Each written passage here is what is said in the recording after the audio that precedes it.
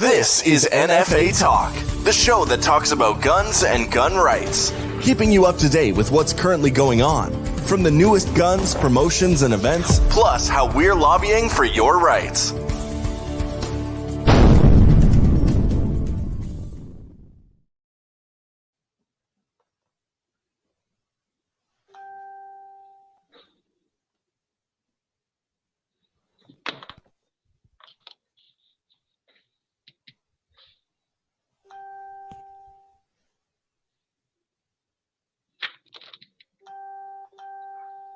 I'm not hearing you, Jordan. No audio, Jordan.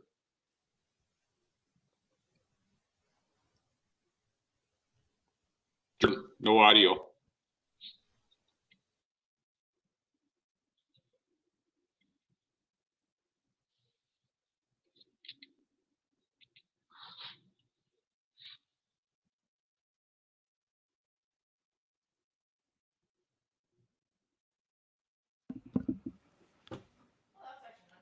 Okay, Rick, we can try that again. All right, I guess I was Yeah. I was the one with the mistake there. So let's start this again. You're having technical difficulties, just like government is with this deactivation program. So apparently, now that we've got that sorted out, let's roll this one again. So welcome to another episode of NFA Talk. Myself, I'm Jordan Vandenhoff. I'm joined with Rick Iggersage, our other Ontario director, and Sheldon Clare, our national president. Hi guys, sorry for the glitch. It's working at home and COVID, and I've been on meetings all day and switching computers. It's I got to keep track on what's going on here. So today we're talking about deactivation and what the government's looking at doing with the deactivation of firearms. I guess we should really start off with saying that during the course of the show, just a reminder, we're not lawyers and we're not advocating for you to break the law, but deactivation, in my opinion, is something that we should not be looking at, and Rick will tell you why later on in the show. So, Rick, why don't you chime in here and tell them about the letter that all the stores and gunsmiths received? Thanks, Jordan. All the stores in Ontario, all the gun stores in Ontario that are registered as a restricted, prohibited sale store received this letter from the Solicitor General. I'll just read it to you here. It's from the Ministry of the Solicitor General, from the Chief Firearms Office to all firearms businesses with restricted and prohibited privileges. Read the Canadian Firearm Program's interim firearms deactivation application. So basically, it's an application for gunsmiths like myself. I actually am the gunsmith for Tulsa Gun Shop. That's why I have a copy of this. So basically, it's an invitation for all gun shops that are registered as with restricted and prohibited privileges. So it goes on. The Canadian Firearms Program is initiating a project to address the needs of firearms businesses interested in the deactivation of firearms. This temporary process is being run from March 1st to August 11th, 2021. Should you be interested, please send an email to CFO no later than March 19th, 2021, and include the following information: name of business number. Once we have received the confirmation of your interest, we will review the request and provide you with instructions on the process to submit a sample deactivated firearm. So it's still going to be at their discretion whether the firearm is deemed deactivated. Just to touch on that, the consensus amongst most of the gun shops that I have spoken to is they're not interested in following up with this. That's good to hear. Most of it is just on principle alone. But even talking monetary and financial reasons, the guys that are talking about that, the initial monetary gain will not equal future losses.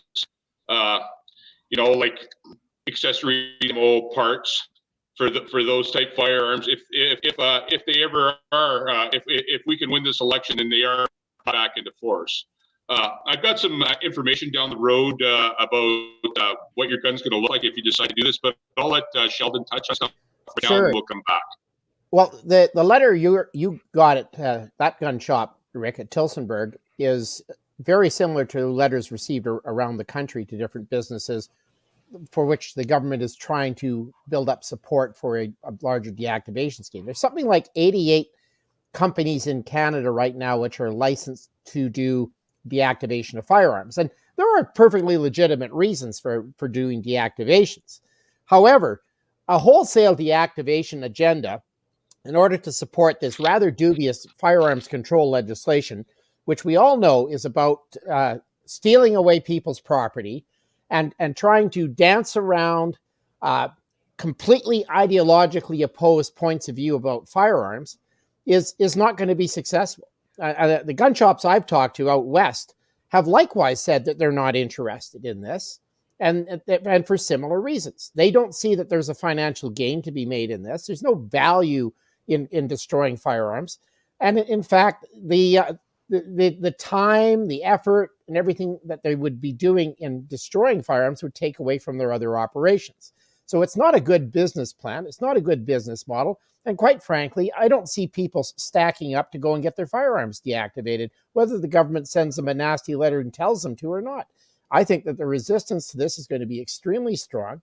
Non-compliance will be very high.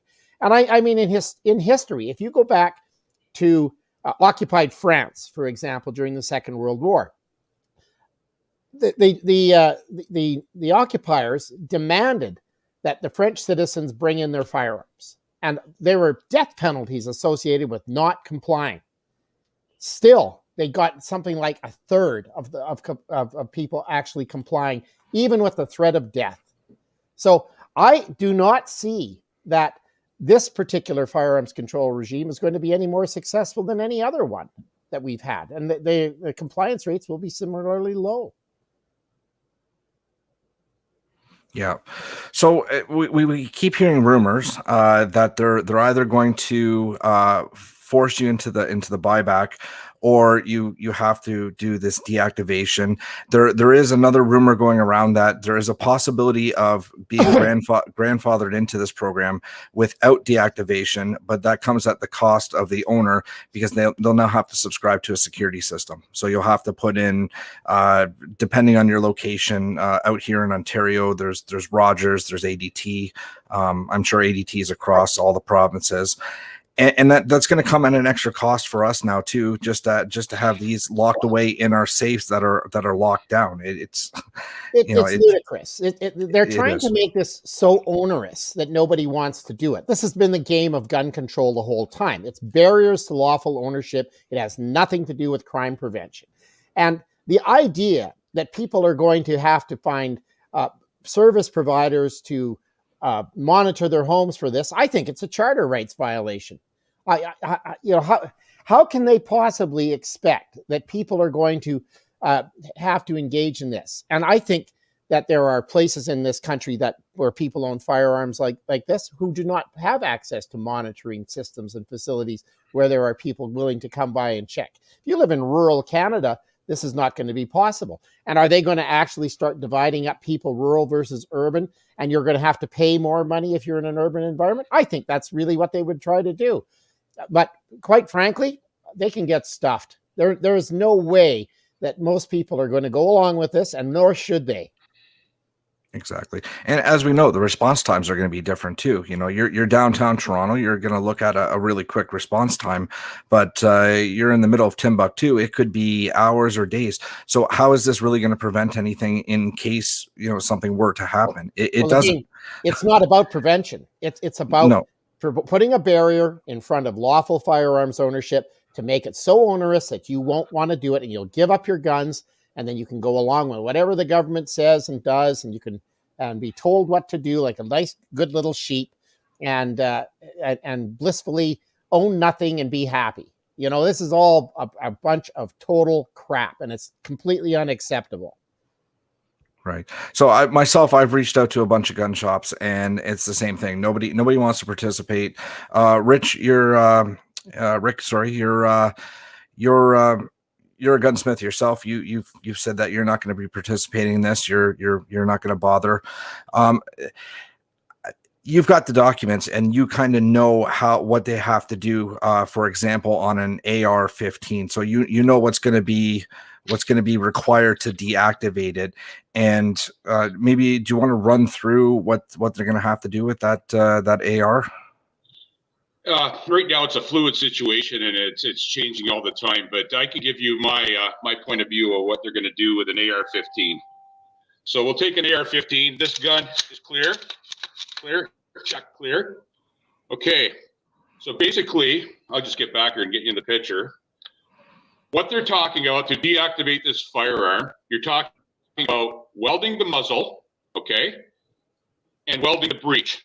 I'll just pop this gun apart here for a second, and I'll show you what this is all going to entail.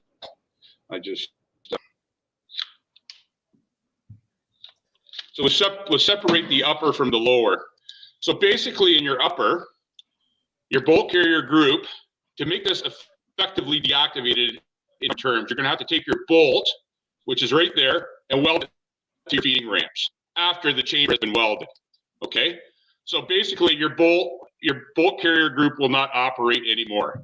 So this upper basically is being deemed deactivated. It cannot be readily reactivated without a lot of work, and basically almost impossible because of the fact that the bolt is welded to the barrel feed ramps, and the barrel can't come off it that way, and plus your chamber is also welded. So basically your barrel is no good and your bolt carrier group is no good. And what they'll probably also suggest that you do is drill a hole through the center of the upper receiver. That's one part. This is a prohibited device now. This receiver after the OIC is a prohibited device. Just so everybody knows, I'm in my home, not to break any or challenge any legality. I'm in my home. I just took this out of my safe. Okay. Now we go to your lower receiver. This is an AR-15. It's going to vary from firearm to firearm, but basically in your lower receiver, real way to deactivate this thing is to take your trigger group retaining pins, punch them out, drill a giant hole where those two pins are. So basically your trigger group is no good anymore. It will not fit into the receiver. Do that and take and weld your sear to the rest of your sear and your hammer. This is your hammer together, so it cannot function. So basically, you've got a totally inoperable, cosmetically destroyed firearm. So you're going to have two giant holes in your receiver. Everything's going to be welded together. You're going to be able to piece your upper and your lower together. It's not going to be readily or very easily or without a lot of trouble. It's going to be hard to reactivate. That's what we're looking at, folks, for anybody thinking to keep their ARs and have them as wall hangers and stuff. So basically, when this is all done, this is nothing more than just a big paperweight. Well, and the thing is, again, how does this take guns off the street from gangs in Toronto or anywhere else? It doesn't. They will always have access to functioning firearms, and they're always going to be able to do nefarious things with them, regardless of what they are. And the fact of the matter is that these modern sporting firearms are the most popular owned firearms in North America. They're multi-caliber. And when you hear about people saying, well, there's going to be this buyback. Well, they're going to give you some trinkets in order to pay for this. Well, the trinkets they're going to pay does not consider things like, for example, that you may have built this firearm yourself, because AR-15s and many other firearms of that nature are often builds. So people are buying specialized parts. They're buying little accessories, and all of these add up to provide extra value. And none of these may be controlled parts, but they do add considerable value. There are specific types of sighting arrangements that might be on there. They can cost thousands of dollars. There are tons of accessories that add on to, like your, which one have you got there, Rick? It's Yeah, an an EOTech. EOTech. Yeah, he's got an And then, EOTech holographic sight. So that type of sighting system can cost a fair bit of money. And you add in magnifiers, you add in special handles, you add in upgraded trigger packs or charging handles or butts of the firearm, muzzle attachments, barrels, all kinds of accessories. You can look at a firearm that is worth thousands of dollars, not to mention the ammunition purchases that were made specifically for that firearm, as well as any other infrastructure around supporting its use, the slings and everything else. So the idea that there's going to be some sort of a suitable buyback price, they call it buyback, but it's really legislated theft with your own dollars, is completely unacceptable and outrageous, and it's not going to fly. That doesn't fly with me. I have no interest in the buyback problem or getting things deactivated. I'm not going to do it. No, Bill Blair keeps saying fair market value. Well, no, it's not fair market value when they set the value. Fair. Let's look at fair market value. I'm not taking pennies on the dollar for my equipment. I'm not taking dollars on the dollar for mine. They can go screw themselves. When I consider things I've put together, my time is worth something too. I'm sorry. There is a pretty strong attachment to your personal property. I've been through lots of these gun grab regimes and watched the value of things I purchased, thinking one day I might be able to sell some of this stuff and retire, become completely valueless. Well, I'm not okay with this anymore, and nobody else should be either. The government has no idea about the price of buyback anyway. There's some 50 caliber rifles out there that are anywhere from $10 to $15 to almost $20,000 a piece. Where are they going to get this budget from? This alleged buyback, even at cents on the dollar, it's going to be an atrocious amount of money. Well, and that's just it. They have to get this budget approved, and from what I hear is April 19th there will be a federal budget, so that might shed some light. IBM has been somewhat quiet as far as I know. They still have not replied to our lobbyist Charles Zatch to all his communications that he's tried to put forward to them. And as it looks in the House of Commons right now, C-21 has actually slowed down. I don't know if that's a good thing or if that's a bad thing, but it hasn't really moved past the second reading. So there is still time for us to do some work here. Well, I expect what's going to happen is there's going to be an election called and it's going to die on the order paper. Notwithstanding that, the order in council still stands, and we are still fighting that in court with the Cassandra Premack, formerly Parker versus Canada case. And that's going to go ahead. And we figure we have a pretty solid chance of demonstrating that these firearms are suitable for hunting and sporting purposes in Canada, given that they're used for exactly that purpose all around the world. So there's 1,500 varieties of firearms and more being added frequently to this particular list. And none of it is okay. It's not acceptable. And these firearms should be able to be used freely without restrictions. So the idea that they're going to try and stop people from doing this and that people are just going to cave is complete nonsense. Yeah, there'll be some people who are going, I don't want the hassle and all of that. But I think a lot of us out there are fed up and we're not going to put up with this. Yeah, and there's also been some news out there that Trudeau is looking at switching C-21 up as well after the letter from École Polytechnique stating that they would no longer have him at their yearly remembrance ceremony, and that's something that Trudeau really wanted because that's a big photo op for him, right? So. Them putting pressure because they want a mandatory buyback. They're not looking for. They said this bill fails completely. They don't want us to be grandfathered, so they've kind of shut him out. And now the rumor is he's looking at possibly switching. So we might flip flop right back to a mandatory buyback again. Well, I expect that if these guys are elected again, which is a very good possibility. What you will see is not the same bill come back. You will see something come back that is much more harsh and will be much more draconian. And I'll bet you it'll include a full handgun ban because these guys really think that there's virtue signaling nonsense that they've been able to sell to some of the very few supporters on this particular issue is going to be something that they can make a lot of hay out of in a federal election. Now, we have had a commitment from Aaron O'Toole that he would repeal all of this and he would do a review of the Firearms Act.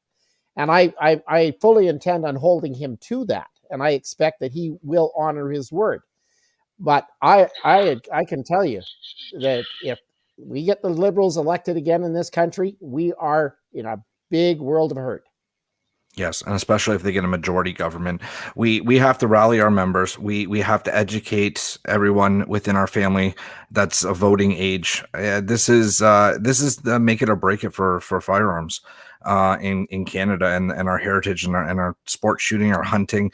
It's not gonna, if everybody thinks it's just gonna stop at this so-called assault style rifles, no, it's just the start, and it's gonna slowly move down the line. We're gonna get into the shotguns, we're gonna get into the hunting, to eventually at some point they're gonna get into the muskets and black powder, and eventually we're gonna be the country that has no civilian ownership of firearms, and it's disgusting. I don't know how else to say it. Yeah. We've had. And I see a lot of critical comments about the Conservatives, and people say, well, the Conservatives haven't done a thing. They're not going to, you can't trust them. They're not going to do this. They're not going to do that. Well, I'm sorry. I know who our enemy is here, and it's the Liberals. And if you think that voting for anybody else but the Conservatives, who have said that they would repeal this, and they've been very clear about that. Aaron O'Toole came on and was very clear that he would repeal C-71, C-21, and the Ordering Council. And I don't see anyone else who has a chance of doing that or a chance of defeating Trudeau. If you think anybody else is going to do that, well, you're sadly mistaken, and you might as well just go down to the police station and hand in your stuff right now. Because the only party that is going to beat the Liberals this next election is the party backed by the majority of people who are going to vote Conservative. If you don't vote Conservative on this, you're screwing yourself, and you're screwing everybody else.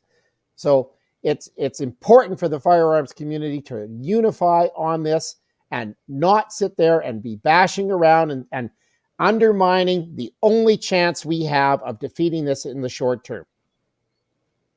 Absolutely. I see the comments rolling in too. It's conservative or die is one of the comments, and absolutely. If you love the sport of firearms, you have to vote. I see Daniel Crossland's comment, incorrect, Sheldon. Greens NDP are against this as well. Yeah, they are. They absolutely are against this, Daniel, and you're completely correct about that. The Greens are absolutely anti-gun. The NDP are anti-gun, and they're our enemies. They are all our enemies. But the Liberal Party is in government, and that is the problem we have. So we're also missing the Bloc in there too. They are absolutely against firearms as well.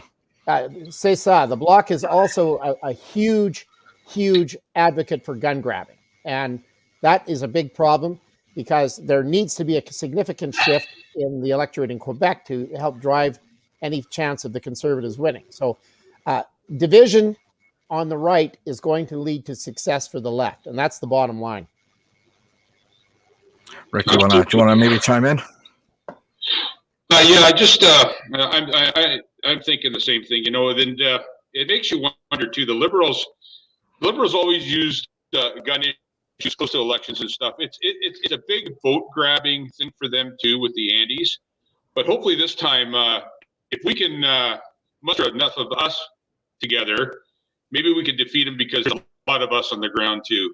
And that's what it's going to take. We have to get together and we have to vote this government out. There's no other alternatives to that. Well, right. That's really the bottom line. And this election, I think I've said this every election. This election is the most important election we are going to be facing. I remember Kim Campbell's election, and we worked very hard to make sure she was defeated, and we were successful in that. Well, this time we need to work very hard to make sure that Mr. Justin Trudeau is defeated, along with his Liberal ilk. There are certainly lots of problems in this country that need attention. But on the firearms issue, the only choice we have right now, folks, is to make sure that your Conservative member of Parliament is going to get elected, and that they know why you're there to help them get elected. Right. So there was one comment that came in here from Mr. Guns 2000. Vote for the PPC is a vote for the turd, which we all know is Justin Trudeau. And he's absolutely right. The PPC is not gonna get us where we are. You're just vote splitting at that point. And last election, it was very close between the Conservatives and the PPC, and we gave that spot to a Liberal because of this. So just keep that in mind. They're not established. They're not the path that we want to take. And people talk about a split on the left. I'm sorry, a split on the left doesn't help us, because the left all works together. The only way a split on the left works is if the NDP takes away Liberal support, particularly in Quebec. But you do not want to be supporting the NDP with your time or your money. You do not want to be giving the Greens your time or your money. You do not want to be giving the Bloc your time or your money. You only want to give your time and your money to the party that says they are going to do a repeal and a review of the Firearms Act pertaining to these recent legislative changes, and that's the Conservatives. Nobody else has a chance of doing anything to help us at this juncture. No one. It's the Conservatives or nobody, and that's really it. So we can all be ripping our clothes and tearing our hair about so many other issues we have. And I know there are lots of concerns about the Conservatives out there. I share some of them myself, but that is our only option to defeat the Liberals. And we've got to be focused on that. Otherwise, we're done. Absolutely. And I just want to. Can you touch too on? Sorry, Jordan. I just want to. Sheldon maybe touch on that. NFA does have some plans for the upcoming election that's inevitably going to be called. Maybe Sheldon could touch on that a bit. Yeah, certainly. We've been working the last year to develop advertising campaigns and strategies to ensure that marginal Liberal ridings are given a good swath of good old-fashioned advertising to make sure people are fully acquainted with all of the scandals and failings of this Liberal government, so that they would be less inclined to support them, and thus better inclined to support the best alternative, which we would hope would be Conservative candidates to help us with our issues. Notwithstanding that, there are also some marginal Conservative ridings which are going to need some positive advertising to help bolster their chances in the next election. And we've been examining some 43 ridings currently held by the Liberals, which we think we can have an effect on shifting at least a significant number of them, and also some dozen or 13 Conservative held ridings which have razor-thin victories in the last election. So we really need to make sure that we are all hands on deck. Nobody's fooling around with loose cannons down below decks, that everybody's up and on the deck and in the rigging and taking out the targets as they appear, to make sure that this Liberal government is soundly defeated and is out for a good long time, because this is not okay. We need to pull back from this strong shift to the left, which seems to be so popular in this authoritarian socialist situation we seem to find ourselves in nowadays. Absolutely. So on other news, there is still time for the Game Getter giveaway. If you have not signed up yet for it, it's available at our website. Any donation of $50 will get you an entry into this, and it's ending on April 9th. So you've got 8 more days to get in on this. If you look on the screen here, we've got some great firearms up for grabs, and we're not just drawing for one. When you win this, you're taking all 3 home with you. So that's something to look into if you haven't already done so. And if you have, thank you so much. We really appreciate the support that you guys are giving us. It's helping us do what we do. It's helping us support the Cassie Premack in her legal challenge against the government on the challenge of the May 1st OIC. And we can't thank you enough for the outgoing mail that we've received from you guys, supporting us and showing us that you're behind us, and we're moving forward as we take on this government. Absolutely. I was just looking at some of the other comments as you were talking, Jordan, and I see Helmut Gerhardt. You put too much hope in the Conservatives. Well, I'm sorry, but let's run through the political list here of how things look. Okay, so we have the Liberals. The Liberals are our enemy. The NDP is our enemy. The Bloc Québécois is our enemy. The PPC has zero chance of electing members to Parliament and becoming a political force. Zero chance. The issues in Western Canada regarding separation, which is a lot of people are very concerned about being mistreated on the economic, and it's quite certainly valid concerns. That is not going to lead to electoral success to keep the Liberals out. That is merely going to cause people who would normally have voted Conservative to vote for one of the options there, and that leads to a Liberal win again. So I'm sorry, the Conservatives may not be super friendly, but they're not our enemies. And I think that's a distinction that we need to really understand. There's room to maneuver with the Conservatives. They listen to us. They've been helpful in the past. They are the only government, the Harper government is the only government to have made a significant change to firearms legislation when they repealed that part of the registration system, which affected long shotguns and rifles and so on. That's the only repeal of firearms control legislation of any significance we've ever seen. That was the Conservatives that did that, and it was nobody else. And I'm here to tell you that they've been a much bigger friend to us than we can often been well aware of. And it's not a matter of hope. It's a matter of making sure that they win and then holding them to the fire to make sure that they follow through on what they've said. Because if they don't, they will not win again. Well said, Sheldon. Well said. And someone says here about the CPC sign in the UN deal. That was the Liberals, right? When you're talking about the Arms Trade Treaty, we were there. The Liberals brought Canada to the Arms Trade Treaty. And I was there arguing that. I remember gloating when we had Stephen Harper saying they weren't going to sign the Arms Trade Treaty, and there was Barack Obama gleefully hoping you would. So, don't tell me that it was Stephen Harper and the Conservatives causing us these problems. This was the Liberals that did this, okay? So this is what's going on. And I've been at the United Nations for the last 8-10 years arguing against the Arms Trade Treaty, the Program of Action on Small Arms and Weapons, and the only friends I've ever seen from a Western government to come up and support us have been the Conservative government of Stephen Harper and from Canada. And when that changed, we had a huge problem. So I'm well aware of what's going on in that aspect of things. Yes, and unfortunately, we were supposed to go to the UN meeting last June, and the coronavirus hit. So that would have been my first journey to the UN meetings. Sheldon, that would have been. I'm pretty sure you lost count by now how many times you've been to these meetings. It's been quite a few, and I can tell you that we're well hated there by all of the right people, and it's a very heartening thing for me to go there and find out that there actually is some interest in many countries as to the point of view of users of firearms who are standing up to challenge a lot of the crap that goes on there where they're trying to throw us all under the bus.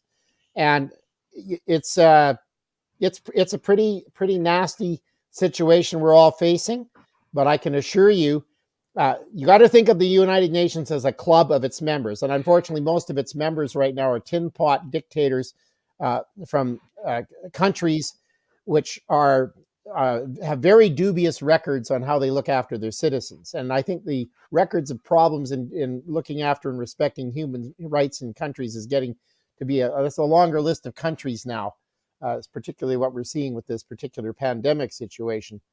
So anyway, we've really got to try to stick together, because I can tell you, if we don't all stick together, we're all going to be stuck pretty nastily separately after this is all over.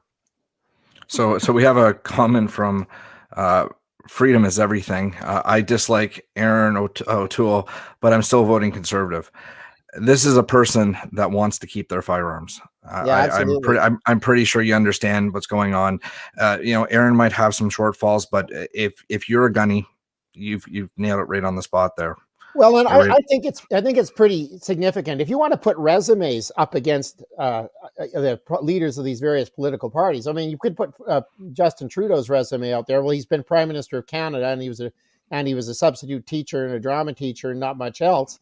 And then you put up Aaron O'Toole's resume, and you get someone who served his country as a member of the armed forces for 12 years, who went and got trained as a lawyer and practiced law. He's raised a family. He's demonstrated that he's a responsible Canadian citizen. I think his resume stacks up against Mr. Trudeau's fairly well, frankly. Yeah. There's another question on from Robert Bricconi. Why are the Liberals not held accountable for their lies? One of the reasons, I believe, is the media. The Liberals control the media in Canada, and he who controls the media, the media isn't going to hold you accountable for your lies. Simple as that. Well, they certainly have made huge payouts to the media, and the state-run media has long been a Liberal fan club. But the fact of the matter here is that the way these politicians are going to be held accountable is when you walk into the ballot box with your pencil and after having shown your ID and mark your X in a place to chuck the bastards out, because this is something where we've all got to ask the question, have you had enough yet? And I think we have had enough. I cannot for the life of me imagine why anyone anywhere in Canada would vote for a Liberal in this next federal election.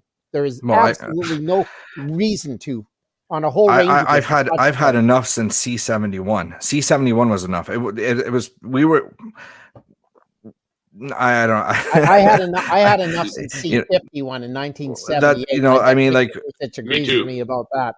Exactly. Like C68, C71, like gun control in general. We've unless they can prove something that it is to public safety, and everything that they've done so far is not towards magazine capacity. All that has no effect on public safety whatsoever. Yeah, and look at the scandals. Like, look at all these scandals. Look at the disrespectful behaviors that have been resplendent with the Liberal government right now. Dressing up in costumes and doing Bollywood games in India and hanging and bringing along people who are not persona non grata, offending long-term friends and allies of our country, all for egotistical sock boy displays. This is not the kind of person we need running our country. We want some dignity. We want leadership. We want someone who you can look like you can associate a little bit more with than this person who very clearly is full of arrogance, trust fund money, and believes that the government of Canada and the taxpayers' dollars are his to play with. And it's pretty plain by the look at the national debt, the way it's been growing at a tremendous rate. And I mean, we're looking at a firearms control regime to add to this, and we think could cost well in excess of $11 to $15 billion. And that's just our preliminary costing estimates. And that is factoring into huge non-compliance, as well as the attempts to set up regional areas in order to grab people's guns from them. This is the Liberals are using the Firearms Committee as a big punching bag, is the bottom line. Yeah, absolutely. Yeah. Well, they're going to find that punching bag's going to swing back and pop them in the noggin, because I guarantee it that this election is not going to be the way a lot of the pundits and pollsters are predicting. I am not hearing a lot of support for Justin Trudeau and his activities in running this country on any level. I mean, he screwed up the appointment of the Governor General. He screwed up he screwed up with the Vice Chief of the Defense Staff, Mark Norman. There's clearly issues with other aspects of our military that need to be dealt with in terms of Operation Honor. There's a huge problem with the SNC Lavalin, and all of this virtue signaling, which appears to be an act, as evidenced by the treatment of female members of Parliament in his own government. So the scandals go on. Not to mention, at a time when people are struggling, people are losing jobs, struggling to get hours, struggling to put food on the table, he decides to up the price of carbon tax. putting a lot more stress on people. It wasn't an April Fool's joke. Carbon tax did go up today. Yeah, you go out and fill up your tank on your car or your truck, and then ask yourself, is this the government that you really want in this country? Because I can guarantee it, as people start to have to pay more and get no value from those payments, they're going to start asking more and more questions about what's in Canada right now for me, and it's not much. I think that the people are going to say more and more that they have had enough, and I've had enough. Have you had enough? Have you had enough yet? Awesome. So I guess we'll go with some final thoughts and we'll call it a night. Rick, you got anything for us? I'd just like to thank everybody out there for supporting the NFA and having our back. But you know what? We've also got your back. We're in this fight to the end, and we'll do whatever it takes to try to resolve all this stuff for you guys. Sheldon? Yeah, and again, I really want to thank all of those NFA members out there and supporters who stepped up to help support our campaigns, who are stepping up to help us fight to defeat the Liberals.